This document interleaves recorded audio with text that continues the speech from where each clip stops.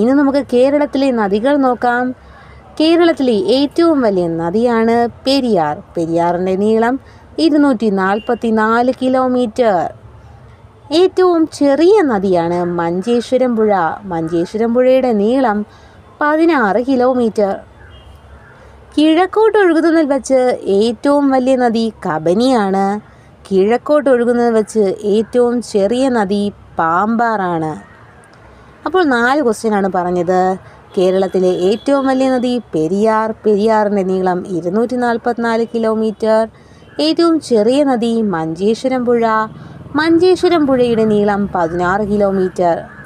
കിഴക്കോട്ട് ഒഴുകുന്ന നദികൾ നോക്കുകയാണെങ്കിൽ അതിലേറ്റവും വലുത് കബനിയും അതിലേറ്റവും ചെറുത് പാമ്പാറുമാണ്. കടലിൽ പതിക്കുന്ന കേരളത്തിലെ ഏറ്റവും ചെറിയ നദിയാണ് രാമപുരം, 19 കിലോമീറ്റർ.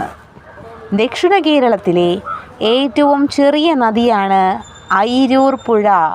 ദക്ഷിണ കേരളത്തിലെ ഏറ്റവും ചെറിയ നദിയാണ് അയിരൂർ പുഴ.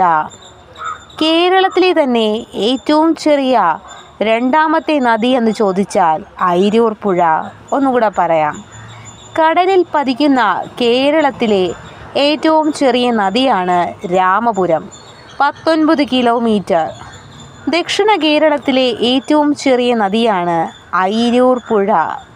കേരളത്തിലെ തന്നെ ഏറ്റവും ചെറിയ രണ്ടാമത്തെ നദിയാണ് അയിരൂർ പുഴ.